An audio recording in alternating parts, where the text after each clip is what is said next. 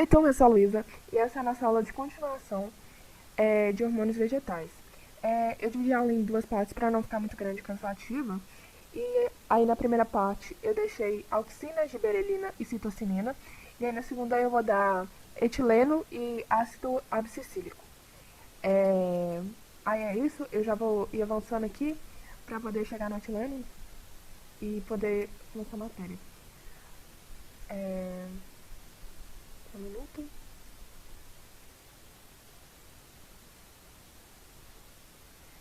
O etileno. Eu pensei que tinha acabado. Bom, etileno. O etileno é o único hormônio gasoso dessa lista e ele tem como função o amadurecimento dos frutos e a queda das folhas. Ele é produzido em muitas partes da planta e o transporte dele é por difusão através dos espaços entre as células. Bom, no amadurecimento dos frutos, o etileno ele estimula a digestão enzimática da pectina, que é um dos principais componentes da parede celular. Isso faz com que o fruto ele fique mais mole. E além disso, né, cada vez mais macio, mais mole. E além disso, ele causa a conversão de amido e ácidos orgânicos em açúcares. Sendo assim, o fruto fica mais doce e palatável. E esse doce palatável, no quesito evolutivo, ele é importante porque alguns frutos, algumas plantas, dependem de uma disseminação de suas sementes através dos animais. Então, essa disseminação ela pode acontecer de várias formas, desde um animal carregar a semente para outro lugar, enterrar, por exemplo, os esquilos, né?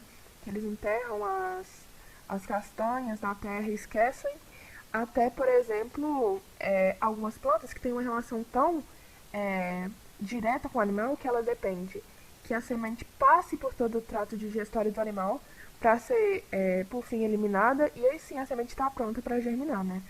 No trato digestório ela sofre uma série de reações químicas e contato com substâncias que ativam a semente, e aí quando ela é eliminada ela pode por fim germinar. Sendo assim, o fato do doce ser palatável, ou o fato do fruto, toda hora eu falo doce, né?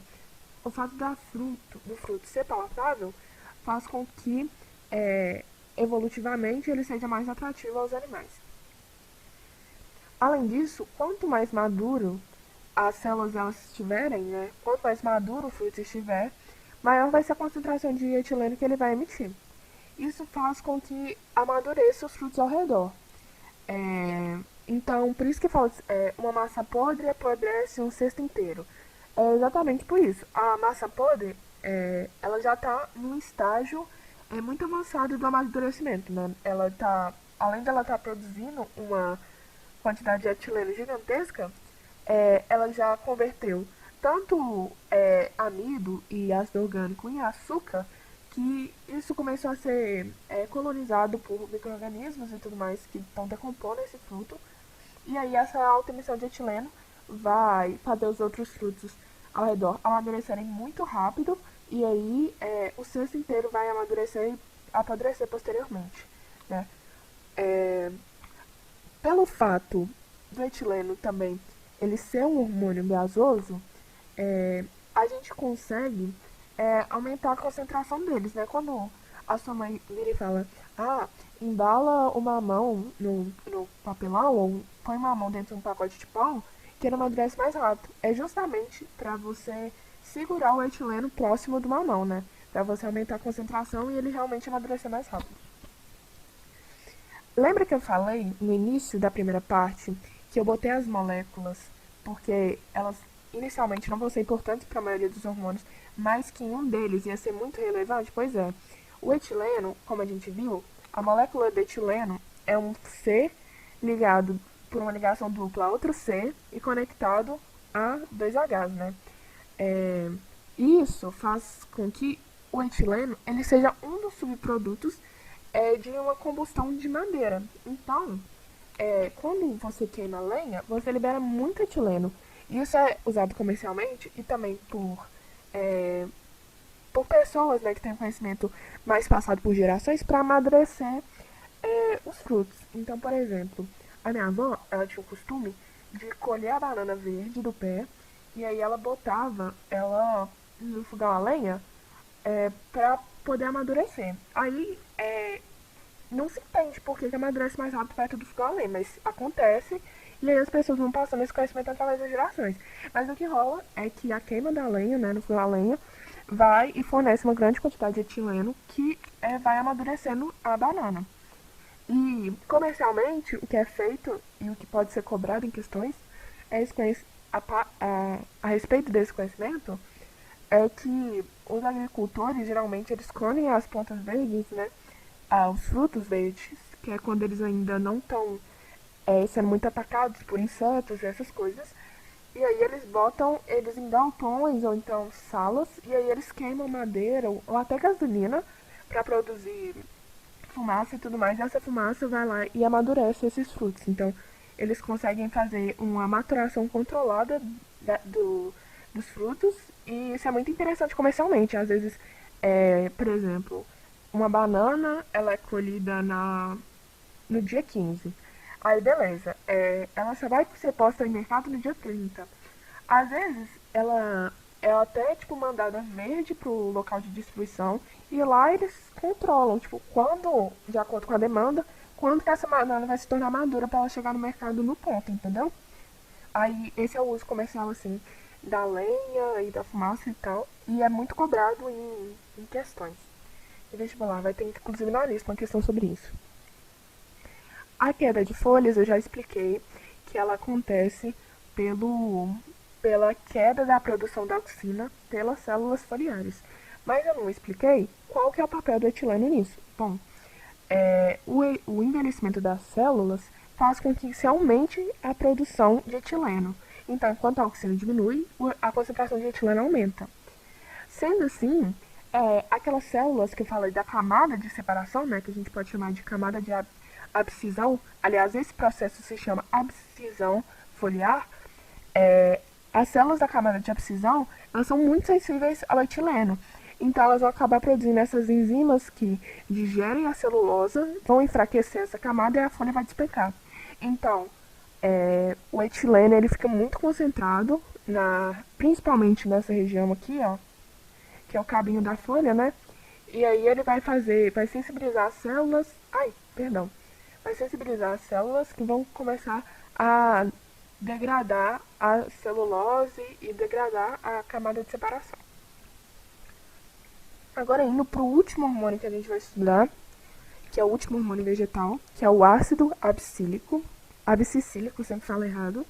O ácido abscílico, ele tem como principal função inibir o crescimento da planta. Por que que isso é importante? Eu botei tudo nessa página aqui, gente, pra gente poder, pra ficar mais rapidinho, e porque o ácido abscílico ele é bem simples, assim. As aplicações dele não precisa de desenho, de explicar muito. Então eu pus tudo aqui, até pra ficar mais resumido pra vocês. Indo pro primeiro tópico, ele inibe o crescimento da planta. Por quê? Bom, crescer a planta é sempre bom, né? Quanto maior mais ela vai conseguir produzir energia, tal, desempenhar suas atividades, produzir frutos e tudo mais. No entanto, a planta ela precisa crescer nos momentos certos.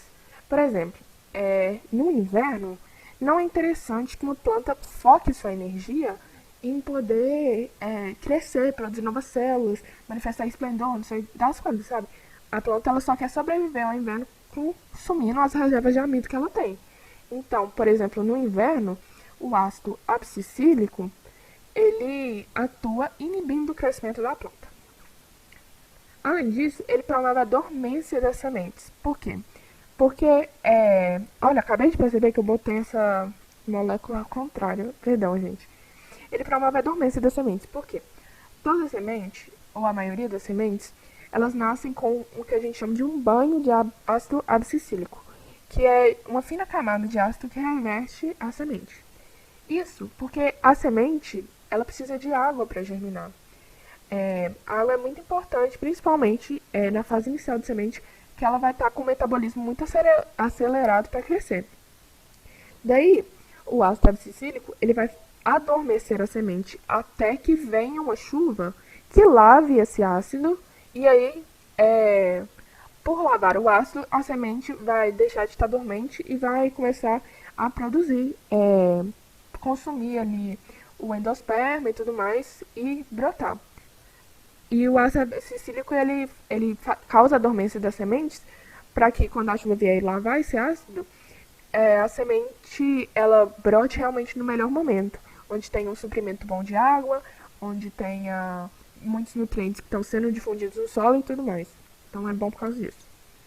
E além disso, ela induz o fechamento dos estômatos para conservar água no caso da queda do suprimento, por exemplo, no momento de estiagem. Então, quando é notado, que foi o exemplo que eu dei no início, quando a raiz nota que o solo ele está começando a ficar seco, começando a perder seu suprimento de água, perder a umidade, ele notifica através do ácido abscissílico a folha e os estômatos eles começam a ficarem mais fechados, eles não abrem com tanta frequência mais.